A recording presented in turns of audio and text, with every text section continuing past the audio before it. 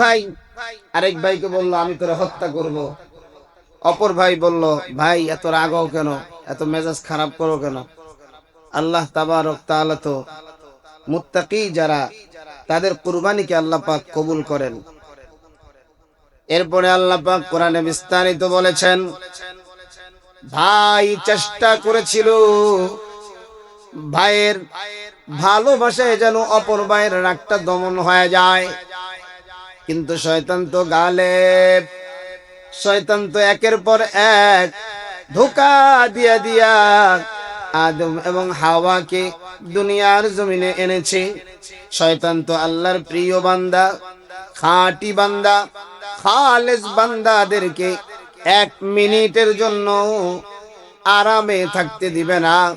কারণ আব্বা এবং আম্মা দুইজন জান্নাতে ছিলেন। শয়তান সাপের গালের মধ্যে গিয়া সেখানেও ধোঁকা মেরে দিছে। আল্লাহ পাক আদম এবং হাওয়াকে দুনিয়ায় পাঠাইছে। এবার চিন্তা করলো, দুনিয়ায় আসার পর 1 বছর নয়, 2 বছর নয়, 350 বছর আদম নবী কান্না করেছে। কিতাবের ভিতরে এসেছে, কানতে কানতে আদম নবীর চোখের 2 চোখের নিচে যে গোস্তটা আছে, এই গোস্তটা ভিজা ভিজা হয়ে গিয়েছিল।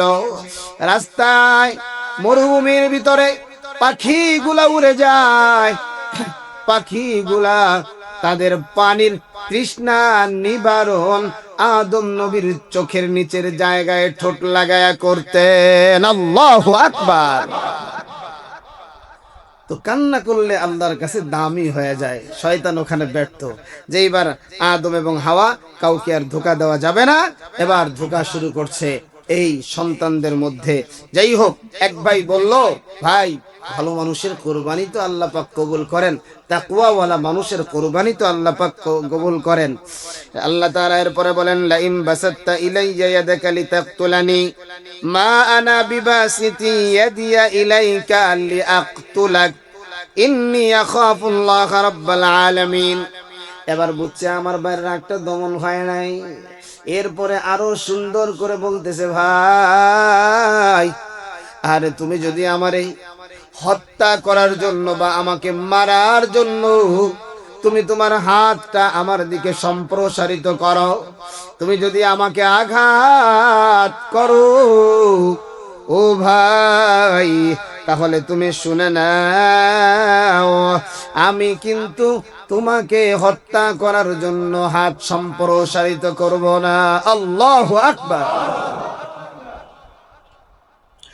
ইন্নী আখাফুল্লাহ রাব্বাল আলামিন। কারণ আমি বিশ্ব জাহানের প্রতিপালক আমার রব আল্লাহ, আমি আমার আল্লাহরে বড় ভয় পাই। আল্লাহু আকবার। আমরা যদি আল্লাহকে ভয় পাইতাম, ভয় করতাম, কারো ব্যাপারে কুচ্ছা রটনা মিথ্যা কথা বলা, কারো প্রতি জুলুম করা আদৌ কি সম্ভব ছিল বাজান? ছিল না। ভয় নাই, আল্লাহর ভয় নাই। আমি তো এক কথা ডাইরেক্টই বলি, যার মধ্যে আল্লাহর ভয় নাই ও যা মন চায় তাই করতেই পারে। ঠিক কিনা বলেন? জন্য আল্লাহর ভয়। এরপরে আল্লাহ আমার জানায় দেয়, ইন্নী উরিদু আন তাবুআ বিইসমি ওয়া ইসমিকা ফাতাকুনা মিন আসহাবিন নার। এবার বলে ভাই, সুন্দর করে বুঝায় বুঝায় বলে, ভাই তুমি যদি আর পরেও বিরত না রাখো, আমি চাই আমার গুনাহ এবং তোমার গুনাহ নিয়ে তুমি জাহান্নামী হয়ে যাও। এরপরেও আমি তোমার দিকে হাত দিব না, যেহেতু বড় তার শক্তি তো একটু বেশি। কিন্তু কাবিলের ভিতরে একটাই টেনশন, একটাই চিন্তা, হাবিলকে হত্যা করব। কিন্তু হত্যা কিভাবে করে, হত্যা কেমন করে করবে, হত্যার কৌশল কিন্তু জানা নাই। কৌশল তো আগে কোনোদিন হত্যা পৃথিবীতে হয় নাই। এমন সময় শয়তান কি করলো, শয়তান এই কাবিলকে হাবিলকে হত্যা করার প্রতি উদ্বুদ্ধ করার জন্য একটা কাকরে ধরলো। কাকরে ধইরা সে একটা পাথরের উপরে কাকের মাথা রাইখা আরেকটা পাথর মাইরা মাথাটাকে চূর্ণ বিচূর্ণ করলো, তো কাকটা মারা গেল। কাবিল বুঝতে পেরেছে আহারে আমি তো ভাইকে মারতে পারি নাই, পন্থা তো শিখে ফেললাম। ঠিক ওই অবস্থায় হাবিলকে হত্যা করার পরে এবার ভাই তো ভাইয়ের লাশ কোথায় রাখবে, কি করবে চিন্তা করে কোন পায় না। ওদিক দিয়ে আদম নবী তাদের দুই ভাইকে কুরবানির কথা বইলা আমার আল্লাহ বলে, আদম, ও আদম, দুনিয়ার জমিনে আমার একটা ঘর আছে, আমার একটা ঘর, বাইতুল্লাহ নামে একটা ঘর আছে। আদম ওই ঘরটা জানো নি কই আছে? বলে, আল্লাহ আমি তো জানি না ঘরটা কোথায় আছে। আল্লাহ তাবারক তাআলা আদম নবীকে ঘরের ইনফরমেশন দিয়া ওই জায়গায় পাঠাইছে, আর শয়তান সন্তানদেরকে ধোঁকা দিয়া এই কাজগুলো করে। ও যুবক ভাই, এবার কাবিল হাবিলের লাশটা নিয়া এবার দাঁড়ে দাঁড়ে ঘুরে, লাশটা কি করবে? একটা কিতাবের ভিতরে এসেছে, একটা বছর নিজের ভাইয়ের লাশটাকে বস্তা অথবা এই জাতীয় কোনো জিনিসের উপরে ভরে নিজের পিঠে নিয়ে ঘুরছে। আর একটা কিতাবের ভিতরে আসছে 1 বছর নয়, 100 বছর ভাইয়ের লাশটা নিয়ে ঘুরছে, কিন্তু এরপরেও কোনো সমাধান পায় না। আল্লাহ তাবারক তাআলা জানায় দেয়, ফাবাতাল্লাহু গরাবাই ইয়াবহাসু ফিল আরদি লিয়ুরিয়াহু কাইফা ইওয়ারি সাওআত। আউযু বিল্লাহি মিন শুরুরি আনফুসিনা ওয়া মিন সাইয়্যাতি আ'মালিনা।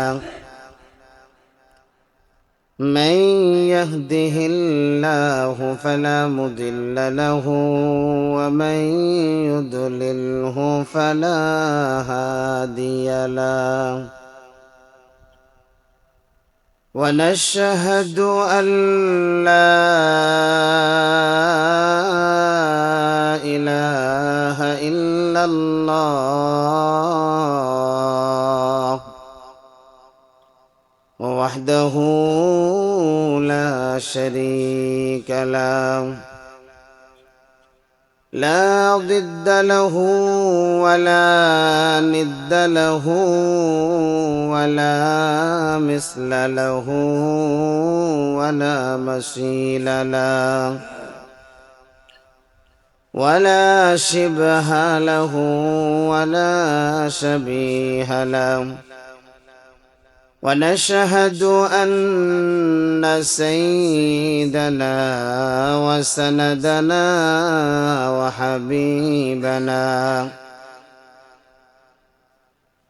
وحبيب ربنا وطبيبنا وطبيب قلوبنا ومولانا محمدا عبده ورسوله الذي أرسل الناس كافة بشيرا ونذيرا. أما بعد فقد قال الله تعالى في كلامه المجيد وفرقانه الحميد. সবাই মহব্বতে জবান খুলে পড়ি, أعوذ بالله من الشيطان الرجيم. بسم الله الرحمن الرحيم. واتل عليهم نبأ ابني آدم بالحق إذ قربا قربانا فتقبل من أحدهما ولم يتقبل من الآخر قال لأقتلنك قال إنما يتقبل الله من المتقين.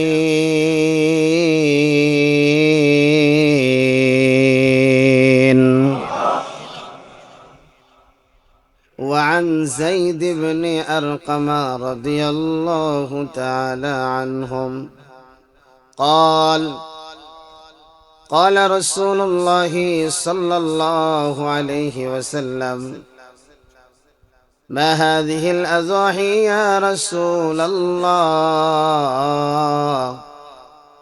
قال: سنة أبيكم إبراهيم. قالوا: فما لنا فيها يا رسول الله؟ قال: بكل شعرة حسن. قالوا: فالصوف يا رسول الله؟ قال: بكل حسن. صدق الله المولانا العظيم، وصدق رسوله النبي الكريم، ونحن على ذلك من الشاهدين والشاكرين والذاكرين، والحمد لله رب العالمين. محبت زبان کھلے درود ابراہیم پڑھی. اللهم صل على محمد وعلى آل محمد كما صليت على إبراهيم وعلى آل إبراهيم إنك حميد مجيد. اللهم بارك على محمد وعلى آل محمد كما باركت على إبراهيم وعلى آل إبراهيم إنك حميد مجيد. بلغ العلا بكماله كشف الدجى بجماله حسنت جميع خصاله صلوا عليه وآله. محبت لا إله إلا الله، لا إله إلا الله، لا إله إلا الله،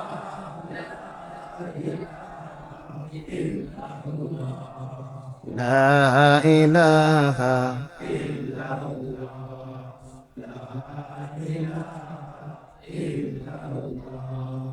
إلا الله، إلا الله، لا إله إلا الله، لا إله إلا الله، لا إله إلا الله، لا إله إلا الله،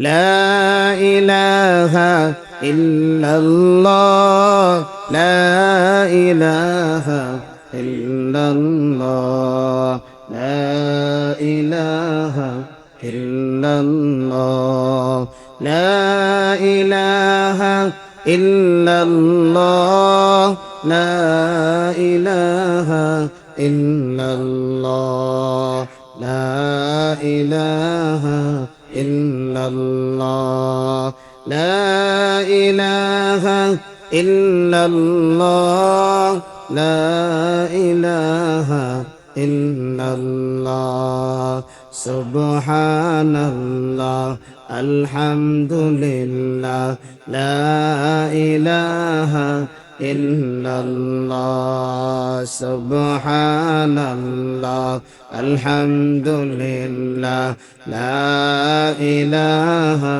إلا الله.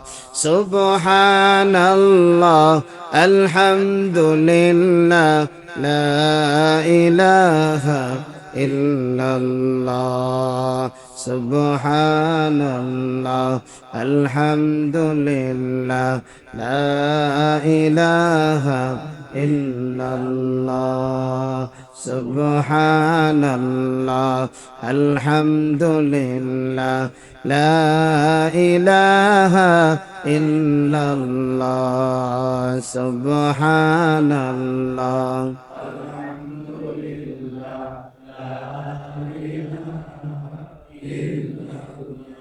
لا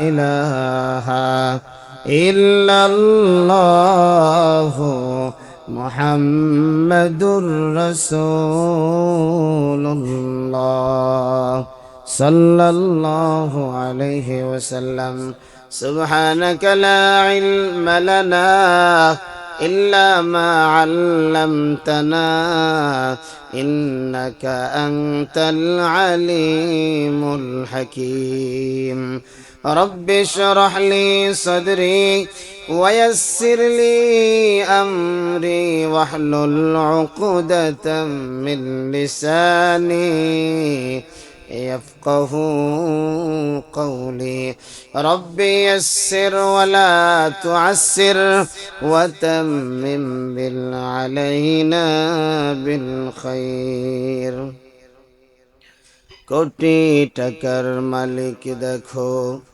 অভাব হয় না দূর গরিব ঘুমায় আরাম করে মনটা বাহাদুর ফেরাউনের লাশটা দেখো মিশর জাদু ঘরে খায় না মাটি পোকা তারে সবাই ঘৃণা করে বড়র বড়াই থাকলে দিলে রহমত আসে না নিজেকে নিজে ছোট মনে করিবে সদা ভোগ বিলাসের বাড়ি গাড়ি পরে রবে সব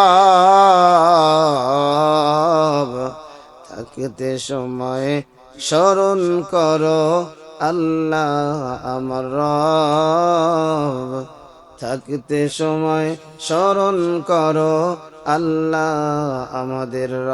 আমাদের রবকে আলহামদুলিল্লাহ পবিত্র মাস জিলকাদ মাসের আজ 20 তারিখ পবিত্র জুমার দিন আল্লাহ পাক আমাকে আপনাকে আল্লাহর ঘর মসজিদে হাজির হওয়ার তৌফিক দান করেছেন এজন্য শুকরিয়াতান বলি আলহামদুলিল্লাহ লক্ষ কোটি দুরুদ ও সালাম মানবতার মুক্তির দূত মানবতার মুক্তির দিশারি রহমাতুল লিল আলামিন খাতামুন নবিয়্যিন সাইয়্যিদুস সাকালাইন ইমামুল মুরসালিন জনাবে মুহাম্মদুর রাসূলুল্লাহ সাল্লাল্লাহু আলাইহি ওয়াসাল্লামের উপর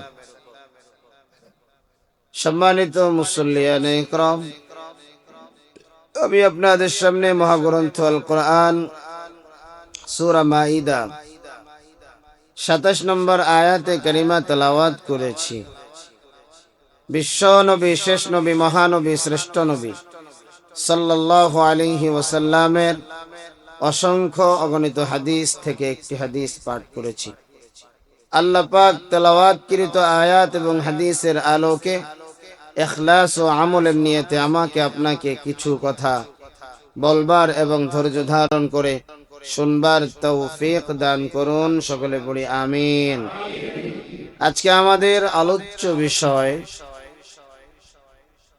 কুরবানির ঐতিহাসিক ইতিহাস গুরুত্ব ও ফজিলত প্রসঙ্গে আমরা আজকে আলোচনা করব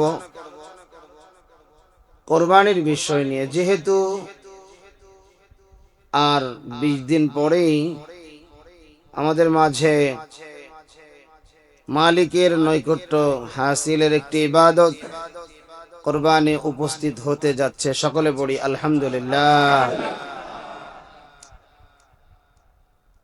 তো কুরবানি আল্লাহ তাবারক তাআলা আব্বাজান আদম আলাইহিস সালাতু ওয়াস সালাম থেকেই আল্লাহ তাবারক তাআলা কুরবানিটাকে চালু রেখেছেন। তবে এক একটা সময় কুরবানির পন্থা পদ্ধতি আলাদা ছিল। কুরবানি কুরবুন শব্দ থেকে নির্গত, যার অর্থই হলো উৎসর্গ করা, নৈকট্য হাসিল করা, ত্যাগ করা।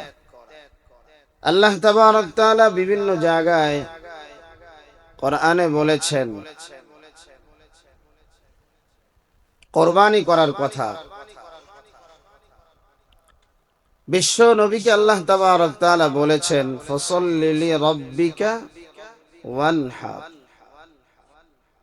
আল্লাহ পাক বলেছেন নবী নামাজ পড়ো। আল্লাহ পাক বলেছেন নবী কুরবানি করো। আল্লাহ তাবারক তাআলা আরেক জায়গায় বলেন লা ইয়ানালাল্লাহা লুহুমুহা ওয়ালা দিমা। আল্লাহ তাবারক তাআলা আরেক জায়গায় বলেন কুল ইন্না সালাতি ওয়া নুসুকি ওয়া মাহইয়ায়া ওয়া মামাতি লিল্লাহি রাব্বিল আলামিন।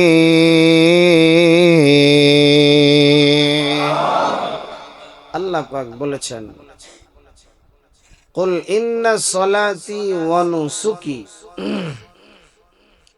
আল্লাহ বলেন নবী বলুন আমার কুরবানি। আল্লাহ তাবারক তাআলা বিভিন্ন জায়গায় কুরবানির কথা বলেছেন। তো আজকে আমরা আলোচনা করব যে কুরবানির যে সূচনা লগ্ন ছিল সেটা কিভাবে, কোন পন্থায়। যেহেতু আল্লাহ তাবারক তাআলা আদম আলাইহিস সালামের সন্তানদের কুরবানির কথা পবিত্র কালামে পাকে তুলে ধরেছেন। আল্লাহ আবার জানায় দেয় ওয়াতলু আলাইহিম নাবা ইবনাই আদম বিল হক إذ قربا قربانا فتقبل من أحدهما ولم يتقبل من الآخر قال لأقتلنك قال إنما يتقبل الله من المتقين।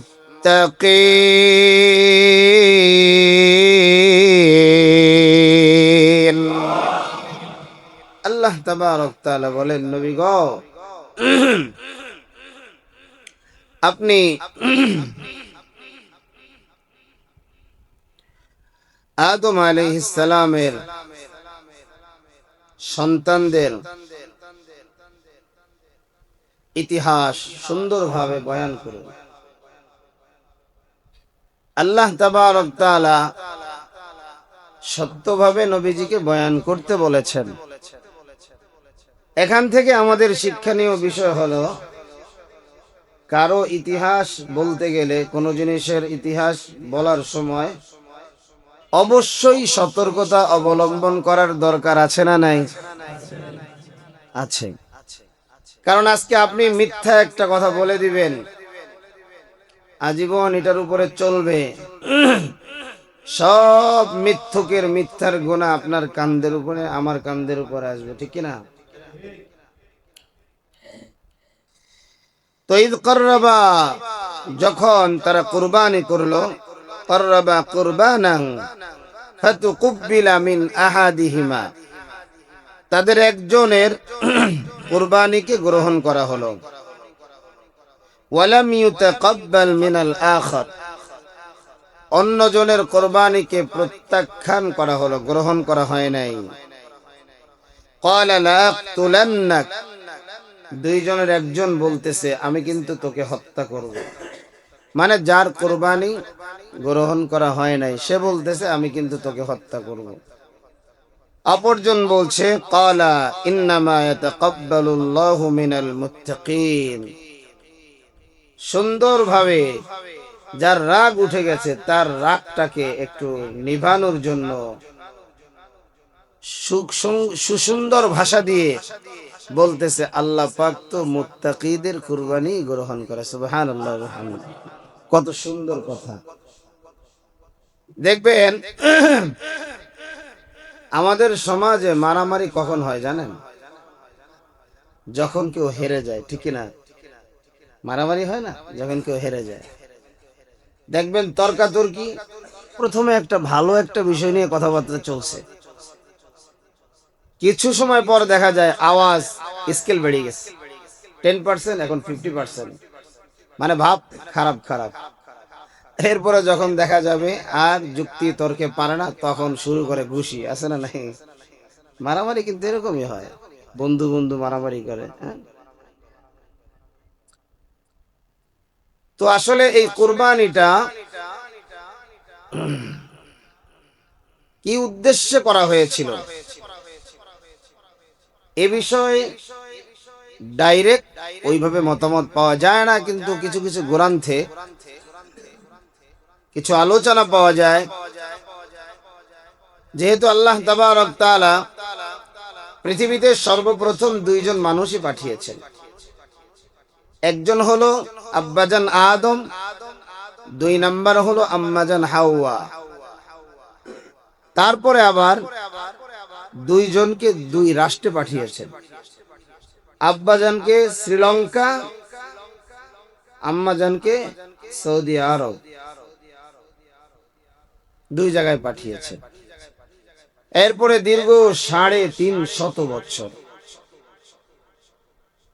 কোন কোন কিতাবে কম বেশি আছে, তারা কান্নাকাটি করেছেন আল্লাহর কাছে। তো আল্লাহ তাবারক তাআলা আরাফার ময়দানে তাদের দুইজনের আবার মিলন ঘটিয়ে দিয়েছেন। সুবহানাল্লাহ বলেন, আরো জোরে বলেন না সুবহানাল্লাহ। এরপরে আদম আলাইহিস সালাতু ওয়াস সালাম, তাদের তো বংশ বিস্তার করা লাগবে। আল্লাহ পাক তো শুধু আদম আর হাওয়া আলাইহিস সালামকে দুনিয়ায় রাখবেন না, আল্লাহ পাকের বিশাল এক উদ্দেশ্য নিয়ে আদম এবং হাওয়াকে দুনিয়ায় পাঠিয়েছেন।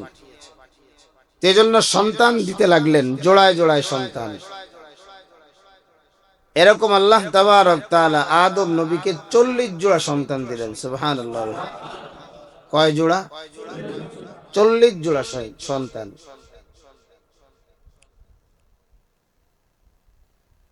তো প্রথম সন্তান হলো কাবিল এবং আকলিমা, একজন মেয়ে একজন ছেলে। স্বাভাবিকভাবে আমাদের শরীয়তে এক মায়ের পেটের ভাই বোনদেরকে সহোদরা ভাই বোন বলে, আপন ভাই বোন বলে, ঠিক কিনা? আর আপন ভাই বোনদের মধ্যে বিবাহ বন্ধন কি ভাই? হারাম। যারা বলেন কি হারাম। যদিও আল্লাহ পাকের গজব বাংলাদেশ সহ পৃথিবীর অনেক জায়গায় আপন ভাই বোনেরা কুকর্মে লিপ্ত, একটু জোরে কর না নাউজুবিল্লাহ। অভাব নাই।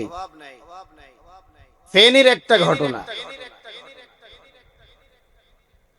আপন ভাই নিজের বোনকে ধর্ষণ করছে, একটু জোরে কর। এবার ধর্ষণের বলি শিকার হয় আরেকজন, কে সে হলো একজন আলেম। নাউজুবিল্লাহ বলবেন না? আলেমের ব্যাপারে কিছু শুনলেই তো একবারে লুঙ্গি খুইলে প্রচার করা শুরু করে, আছে না নাই? এমন কিছু খাটাস আছে না নাই? সত্য মিথ্যা যাচাই নাই, মানে হুজুর এটা করছে হুজুর। আর কিছু আছে আলেম না, খালি দাড়ি আর টুপি আছে, এটাও হুজুর। এটাও কি? কয়েকদিন পরে দেখা গেল কি খ্রিস্টান, এটা কি ভাই খ্রিস্টান? কি দেখা গেল হিন্দু এক যুবক দাড়ি রাখছে, লম্বা জামা পরছে। মানে ইসলামকে কলুষিত করার জন্য যত পন্থা পদ্ধতি সব এদেশে আছে না নাই? এই যে বাংলাদেশ জাতীয় সংসদ, এই সংসদে এখন নারী সংরক্ষিত আসনে শপথ হয়েছে। সেখানে এমন মহিলাও শপথ গ্রহণ করেছে যে বলে আমার শরীর, আমার দেহ, যা মন চাই তাই করবো। নাউজুবিল্লাহ কর না। আগে ছিল মমতাজ, এখন আইছে এগুলা। মানে সব সমান সমান, ইসলামের পক্ষে কেউ নাই। আমগো মতো কিছু, এটা কি বলবেন, পাগল। আমগো মতো কিছু পাগল এগুলো চিল্লাই বেড়ায়। সমস্ত মসজিদ থেকে যদি সত্য কথা, হক কথাগুলো আসতো, বলেন তো এগুলো হওয়া সম্ভব ছিল? কিন্তু আসে না তো, হক কথা নাই। কেউ কমিটিরে ঠান্ডা করে, কেউ নিজের পিঠ বাঁচায়, এইগুলো করে বেড়ায়। ভাই, রিজিকের মালিক তো আল্লাহ। আমি তো এই কথাটা ছোট্টবেলা কোরআন হাদিসে পড়েছি এবং এটা তো আমি ইয়াকিনও করেছি। আর এই ইয়াকিন যাদের আছে, আল্লাহ তাদেরকে কোনোদিন না খাওয়ায়া মারবে। আর ইয়াকিন যাদের নাই, না খেয়ে মরবে, কারণ ওরা তো মনে করছে। সেজন্য বড় ভয়ঙ্কর রূপ। তারপরে কি হলো দেখেন, ঘটনাটা সংক্ষেপে বলছি। সে দীর্ঘদিন সে আলেম, তিনি এই অপবাদ আর সহ্য করতে পারতেছে না। নিজের কপালটাকে ওয়ালের সাথে গুতাইছে, কয়েকবার আত্মহত্যা করতে গেছে। এরপরেও আল্লাহ পাক তাকে বাঁচায় রাখছে। কিন্তু লাস্টে দীর্ঘদিন পরে সে নির্দোষ প্রমাণ হয়েছে। কিন্তু সে কি হয়ে গেছে, মেন্টালি প্রবলেম তার হয়ে গেছে। তাহলে এই একজন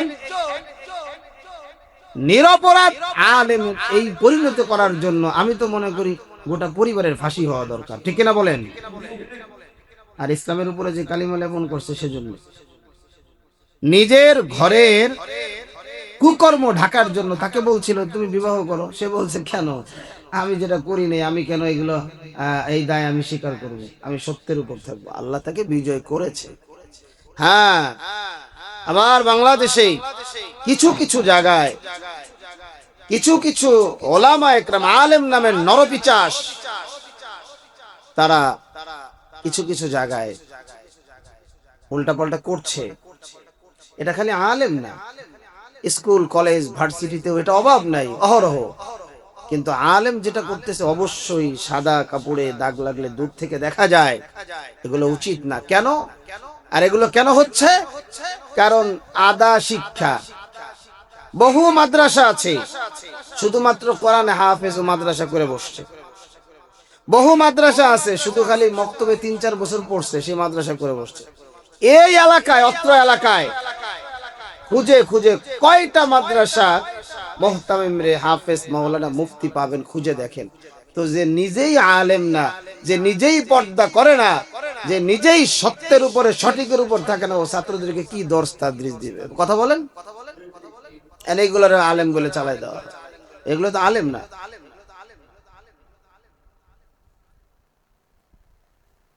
আল্লাহ আমাদের হেফাজত করুক। আগামীতে ভয়ঙ্কর একটা রূপ আসতেছে। তো যে কথা বলছিলাম, তো আপন ভাই বোনের মধ্যে বিবাহ বন্ধন কি ভাই? হারাম। কিন্তু আল্লাহ তাবারক তাআলা ওই সময় আল্লাহ পাকের বান্দা বান্দিরা যেন, বান্দা বান্দিদের সংখ্যা যেন বেশি হয়, এজন্য আল্লাহ তাবারক তাআলা তাদের শরীয়তটা এভাবে করেছিলেন আদম আলাইহিস সালামের, যে প্রথম জোড়া যেই সন্তান, এরা হলো পরস্পর আপন ভাই বা সহোদরা ভাই বোন। আর পরের জোড়ায় যেই সন্তান, তারা একজন আরেকজনের সাথে হলো আজনবী, অপরিচিত, এবং তাদের সাথে বিবাহ বন্ধন হালাল হবে, হারাম হবে না। যেহেতু আল্লাহ তাবারক তাআলা দুনিয়ায় মানুষ বাড়াবেন, আজ থেকে 100 বছর আগে যতগুলো মানুষ পৃথিবীতে ছিল, এখন কম আছে না বেশি আছে? অথচ পৃথিবীর মানুষ যেন না বাড়ে, এজন্য চেষ্টা কি কম করেছে? কথা বলেন। বাংলাদেশে আছে না, স্লোগান আছে না, এটার জন্য একটা ডিপার্টমেন্টই আছে, জন্ম, এটা কি বলে, হ্যাঁ, জন্ম নিয়ন্ত্রণের জন্য একটা ডিপার্টমেন্ট বাংলাদেশে আছে। হ্যাঁ, পরিবার পরিবার পরিকল্পনা যে যাই হোক এই আছে। তো এরকম পরিবার পরিকল্পনার এক মহিলা বলতেছে দুইটা নয় একটা হইলে ভালো হয়। তো এখন তাকায় দেখে মহিলার পিছনে সাইডে দৌড়ায়, কয় এটি কারা? কয় এটা তো আমার। এটা কার? কাকে আপনি স্লোগান দিয়ে দিচ্ছেন দুইটা নয় একটা হইলে আরো ভালো হয়, তা আপনার চারটে কেন? কয় আল্লাহ দিলে।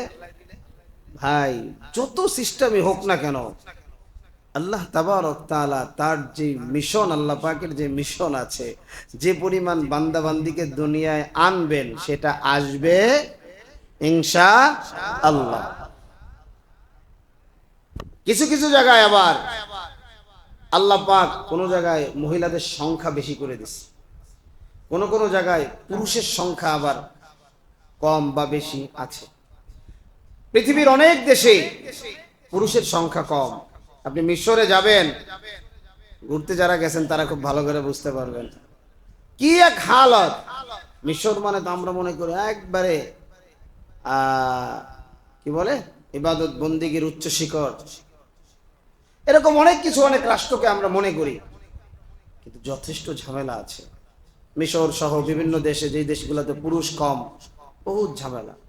আজকে মানুষের নীতি নৈতিকতা, সর্বোপরি ইসলাম পরিপূর্ণ না মানার কারণে আজকে যা দেখতেছেন সব হচ্ছে, যা দেখতেছেন সব হচ্ছে। কারণ গুনাহ এমনি মানুষ করে না, গুনাহের জন্য একটা প্ল্যাটফর্ম তৈরি হয়, একটা জায়গা তৈরি হয়। যেমন এই যে ধরেন মোবাইল বের হয়ে গেছে, আস্তে আস্তে কথোপকথনের মাধ্যমে মানুষ কাছাকাছি যায়। আল্লাহ বলছে ওয়ালা তাকরাবুজ জিনা ইন্নাহু কানা ফাহিশা। পৃথিবীর এমন কোন ধর্ম নাই যেই ধর্মে জিনাকে খারাপ বলা হয় না, জিনা ব্যভিচারকে খারাপ বলা হয় না। আচ্ছা, সব ধর্মে বলা হয়, তাইলে আশুলিয়া সাভারের মতো খুঁজে দেখেন শত শত হোটেল আছে না নাই? নোংরা হোটেল, কথা বলেন আছে না নাই? আমরা কি পিটাইছিলাম না? মনে আছে আপনাদের? আমরা এই বগাবাড়ি থেকে জামগড়া পর্যন্ত নর্তকীদেরকে পিটায় পিটায় নামিয়েছিলাম। এখনো বাইপাইল এই আশেপাশে বলিভদ্র খুঁজে দেখেন এখনো আছে। তাহলে আমরা মুসলমান তো এখনো আছি, এগুলো হচ্ছে। মুসলমানের সন্তানেরা যাচ্ছে। তো আমি মাঝে মাঝে কি বলি, এখানে বসে বলি না যে আল্লাহ পাক আমাদেরকে কুদরতি ভাবে হেফাজত করছে। আল্লাহ পাক যদি এই গুনার কথা চিন্তা করতেন তো মাটি সহ ডাবায়া দিতেন, মাটি সহ ডাবায়া দিতেন। কারণ যারা বিবাহিত বিবাহিতা এরা এগুলো করার পরে একবার শাস্তি ডাইরেক্ট, ও দুনিয়ায় বাইচে থাকার আর কোনো সুযোগ আছে নাকি? কোরআন কি বলছে? নাই। আর যারা অবিবাহিত অবিবাহিতা এদেরকে 80টা বেত্রাঘাত দেবো, বেত্রাঘাত খাইয়ে যদি মরে যায় তো গেল। আছে এগুলো? কিচ্ছু নাই, নাই তো হচ্ছে। আইন আছে, আইনের কার্যকরী পদক্ষেপ নাই, ব্যাস হচ্ছে। আল্লাহ। তো যাই হোক, যে কথা বলছিলাম, তো আগের জোড়া আর পরের জোড়া এদের মধ্যে বিবাহ বন্ধন জায়েজ আল্লাহ তাবারক তাআলা করেছিলেন। কিন্তু কাবিল তার যেই জোড়া বোন, আপন বোন, সেটা বড় সুন্দরী ছিল, আর হাবিলের সাথে জোড়া সেটা একটু কালো ছিল। তো কাবিল ডাইরেক্ট, যেহেতু বড় সন্তান, বাবারে বলছে বাবা আমি তোমার আইন টাইন মানি না, তুমি যা কইতেছো হবে না, আমি যেটা কই সেটা হবে। এখন নবী তো নিরুপায় হয়ে গেছে। সন্তানেরা যখন কথা না শোনে, বাবারা কি হয়? কথা বলেন না কেন? মায়েরা কি হয়? এরকম মা বাবার অভাব নাই, নিরুপায়, বেশ কথা শোনে না, কিছু কইলেই সন্তান উল্টা পাল্টা করে, বেশ বাবা মা নীরবে নিবৃতে চোখের পানি ফালায়, দোয়া করে অবশ্যই বাবা মার সন্তানেরা। আমার এখানে অনেক মুসল্লি আছেন, তারাও নিজেদের সন্তানের জন্য দোয়া চেয়েছেন, এবং তাদের স্ত্রীরাও, যে বাজান, যারা যাদেরকে আমি চাচা বলি, খালা বলি, যে বাজান আমার সন্তানটার জন্য একটু দোয়া করো, তুমি ইনশাআল্লাহ দোয়া করো, ঠিক হয়ে যাবে। তো আমার বিশ্বাস, এভাবে দোয়া চাই। তো এখন আদম আলাইহিস সালাম চিন্তা করলেন এই সন্তানেরা এখন এই অবস্থা করছে, তো ঠিক আছে তোমরা কুরবানি করো। এই কুরবানি করার কথা আদম নবী তখন বললেন। তো দেখেন দুইজনের চিন্তা চেতনা দুই রকম। আমাদের চিন্তা চেতনাও যেরকম, আল্লাহ পাক মুআমালাতটাও সেরকম করবে। হাবিল আর কাবিল, কাবিল কি করলো, কিছু শস্যাদি, সেটা গম হইতে পারে, ধান হতে পারে, যেটা নিম্ন মানের, সেগুলো কুরবানি করার জন্য একটা জায়গা ছিল, ওইখানে রেখে আসছে। আর হাবিল কি করলো, তার যেই ভেড়া, এই ভেড়ার মধ্যে যেটা হৃষ্টপুষ্ট, সেগুলো সেরকম একটা দেখা ব্যাস জায়গা মতো রেখে আসছে। আর ওই জামানার কুরবানির কবুল আর কবুল না হওয়া ছিল আসমান থেকে আগুন এসে এটাকে পোড়ায় দিত। তো দুইজন যখন কোরবানি পেশ করেছে, আল্লাহ পাক যার মধ্যে তাকওয়া আছে, আল্লাহ তাবারক তাআলা তার কুরবানিটা কবুল করে নিয়েছেন। সুবহানাল্লাহি ওয়া বিহামদিহি। এই পুরা ঘটনাটা আল্লাহ তাবারক তাআলা কোরআনে উল্লেখ করেছেন। এবং এক ভাই আরেক ভাইকে বলল, আমি তোরে হত্যা করব। অপর ভাই বলল, ভাই এত রাগ হও কেন, এত মেজাজ খারাপ করো কেন? আল্লাহ তাবারক তাআলা তো মুত্তাকি যারা, তাদের কুরবানিকে আল্লাহ পাক কবুল করেন। এরপরে আল্লাহ পাক কোরআনে বিস্তারিত বলেছেন, ভাই চেষ্টা করেছিল ভাইয়ের ভালোবাসায় যেন অপর ভাইয়ের রাগটা দমন হয়ে যায়, কিন্তু শয়তান তো গালেব। শয়তান তো একের পর এক ধোঁকা দিয়া দিয়া আদম এবং হাওয়াকে দুনিয়ার জমিনে এনেছে। শয়তান তো আল্লাহর প্রিয় বান্দা, খাঁটি বান্দা, খালেস বান্দাদেরকে এক মিনিটের জন্য আরামে থাকতে দিবে না। কারণ আব্বা এবং আম্মা দুইজন জান্নাতে ছিলেন। শয়তান সাপের গালের মধ্যে গিয়া সেখানেও ধোঁকা মেরে দিছে। আল্লাহ পাক আদম এবং হাওয়াকে দুনিয়ায় পাঠাইছে। এবার চিন্তা করলো, দুনিয়ায় আসার পর 1 বছর নয়, 2 বছর নয়, 350 বছর আদম নবী কান্না করেছে। কিতাবের ভিতরে এসেছে, কানতে কানতে আদম নবীর চোখের 2 চোখের নিচে যে গোশতটা আছে, এই গোশতটা ভিজা ভিজা হয়ে গিয়েছিল। রাস্তায় মরুভূমির ভিতরে পাখিগুলা উড়ে যায়, পাখিগুলা তাদের পানির তৃষ্ণা নিবারণ আদম নবীর চোখের নিচের জায়গায় ঠোঁট লাগায়া করতেন। আল্লাহু আকবার। তো কান্না করলে আল্লাহর কাছে দামি হয়ে যায়। শয়তান ওখানে ব্যর্থ, যে এবার আদম এবং হাওয়া কাউকে আর ধোঁকা দেওয়া যাবে না। এবার ধোঁকা শুরু করছে এই সন্তানদের মধ্যে। যাই হোক, এক ভাই বলল, ভাই ভালো মানুষের কোরবানি তো আল্লাহ পাক কবুল করেন, তাকওয়াওয়ালা মানুষের কোরবানি তো আল্লাহ পাক কবুল করেন। আল্লাহ তাআলা এরপরে বলেন, লাইম বাসাত্তা ইলাইয়া ইয়াদাকা লিতাকতুলানি মা আনা বিবাসিতি ইয়াদিয়া ইলাইকা লিআকতুলাক ইন্নী আখাফুল্লাহ রাব্বাল আলামিন। এবার বুঝছে আমার ভাইয়ের রাগটা দমন হয় নাই। এরপরে আরো সুন্দর করে বলতেছে, ভাই আরে তুমি যদি আমারে হত্যা করার জন্য বা আমাকে মারার জন্য তুমি তোমার হাতটা আমার দিকে সম্প্রসারিত করো, তুমি যদি আমাকে আঘাত করো ও ভাই, তাহলে তুমি শুনে নাও, আমি কিন্তু তোমাকে হত্যা করার জন্য হাত সম্প্রসারিত করব না। আল্লাহু আকবার। ইন্নী আখাফুল্লাহ রাব্বাল আলামিন, কারণ আমি বিশ্ব জাহানের প্রতিপালক আমার রব আল্লাহ, আমি আমার আল্লাহরে বড় ভয় পাই। আল্লাহু আকবার।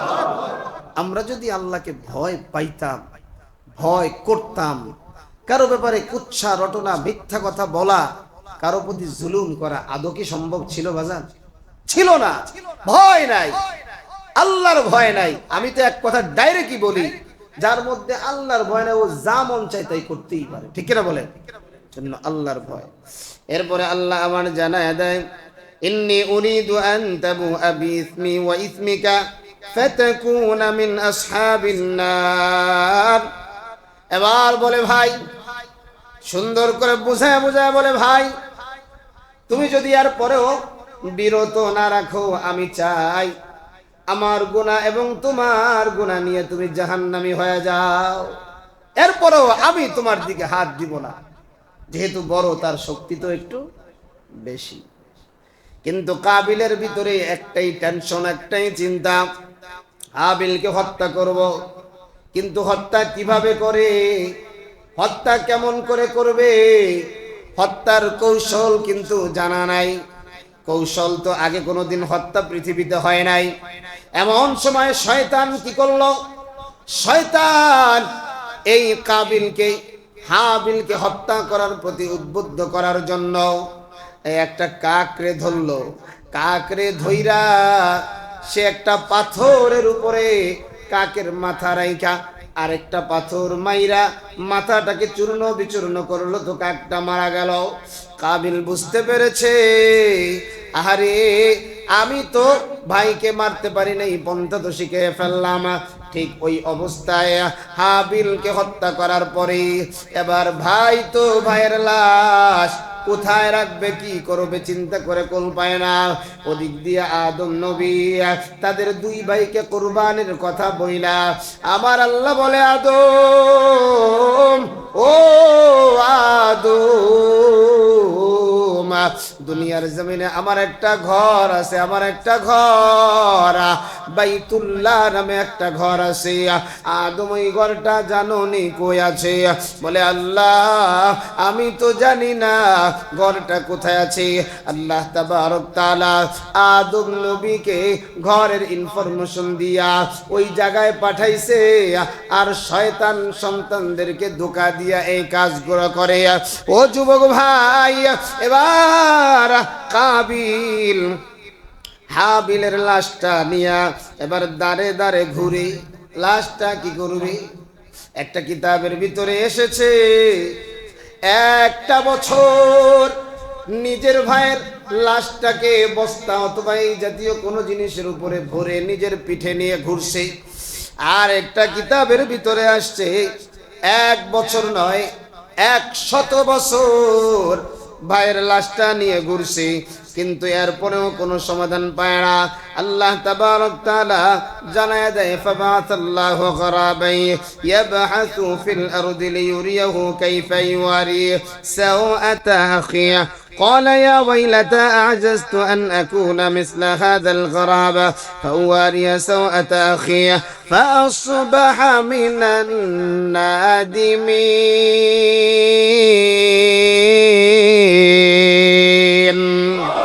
আল্লাহ তাবারক তাআলা আরে কাবিলকে হকারত করতে গিয়ে বলে, ও গাদা, ভাইয়ের লাশটার কেমনে তুই দাফন করবে সেটাও তুই বুঝোস না।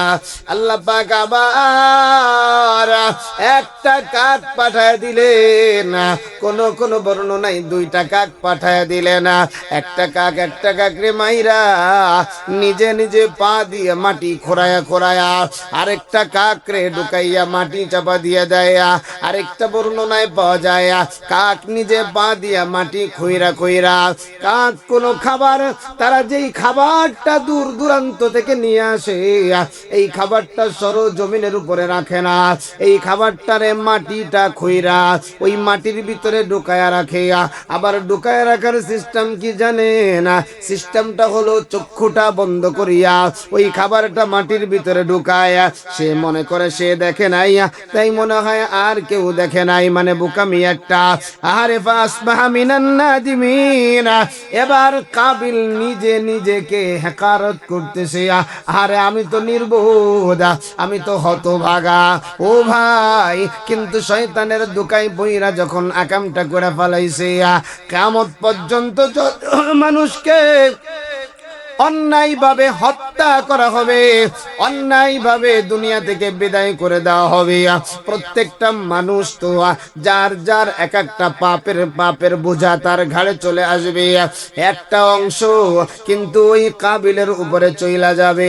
ওরে যুবক, আদম নবী দুনিয়ায় থাকা অবস্থায় আদম নবীর সন্তান ছেলে মেয়ে এবং নাতিদেরকে দিয়া প্রায় 4000-এর চাইতে বেশি মানুষ দুনিয়ায় চলে আসছে। আল্লাহু আকবার। ওই সময় 4000 আল্লাহ পাক বংশ বিস্তার করবেই, আল্লাহ পাক মানুষ বাড়াবেই। চাই আমি আপনি যতই মানুষকে ফেরায় রাখতে চাই। এবার আসেন, এই যে যে হত্যা কাণ্ডটা হলো, এর মূলে হলো হিংসা। মূলে কি কথা কি? শিক্ষা কি গ্রহণ করলেন ভাই? শিক্ষা তো গ্রহণ করার দরকার। এতগুলা জিনিস কি কারণে হলো? মূলে দেখেন হিংসা, যে ও এটা করবে, আমি এটা করব না, আমি আমার মতো করে চলবো।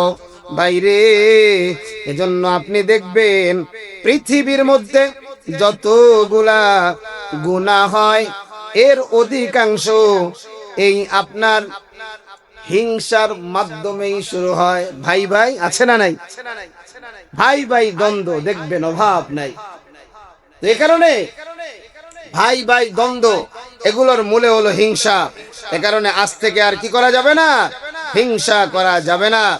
আর 2 নাম্বার হলো, আপনি যদি কোনো গুনাহ থেকে নিজেকে বাঁচাইতে চান, আমি আগেও বলেছি এখনো বলছি, সেটা 2টা কাজ আপনাকে করা লাগবে।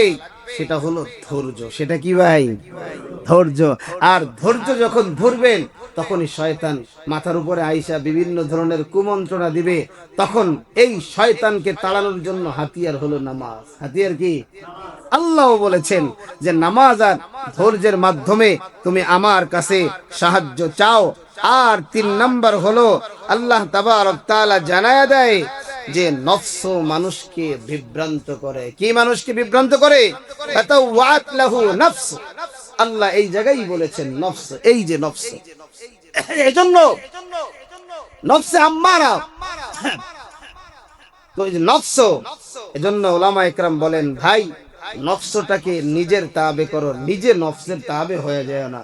কারণ আমি যখন নফসের তাবে হয়ে যাব, তখন বহু গুনাই কিন্তু আমার দ্বারা হবে। কারণ নফস চাইতে ভালো খাওয়া, নফস চায় ভালো কিছু, নফস তো এগুলোই চায়, আরাম আয়েশ এগুলো চায়। কিন্তু আমার নফস তো সহজে ইবাদত বন্দিগি চায় না। আমার নফস তো সহজে অন্যায় থেকে আমি ফিরে থাকি, এটা আমার নফস চায় না। কারণ নফসটাই তো নষ্ট হয়ে গেছে। এই নফসটাকে শুদ্ধ করার জন্য, ভালো বানানোর জন্যই আল্লাহ পাকের জিকির। আল্লাহ পাকের জিকির। মানুষের 3টা অবস্থা। আল্লাহ বলেন আল্লাযীনা ইয়াযকুরুনাল্লাহা কিয়ামান ওয়া কুউদাও ওয়া আলা জুনুবিহিম। আল্লাহ বলেন বান্দা তুমি দাঁড়ানো তোমার অবস্থায় জিকির করো। আল্লাহ বলে বান্দা তোমার দ্বিতীয় অবস্থায় বসা তুমি জিকির করো। আল্লাহ বলে বান্দা তৃতীয় অবস্থায় তোমার শোয়া মানে 500টাকে বিছানার সাথে লাগানো তুমি জিকির করো। যখন আমি আপনি জিকির করতে করতে নিজের জবানটারে জাকিরিনদের মতো কইরা ফেলাবো, তখন এমনও হয়ে যাইতে পারে আল্লাহর কাছে কবুল হয়ে যাইতে পারে, আমার আপনার লাশটা কবরে থাকবে কিন্তু মাটিতে খাবে না। ঠিক কিনা বলে? আল্লাহ তাবারক তাআলা আমাকে আপনাকে আমাদের সবাইকে যতটুকু আলোচনা করলাম, আল্লাহ পাক আমল করার তৌফিক দান করেন। পড়ি আমিন। আল্লাহর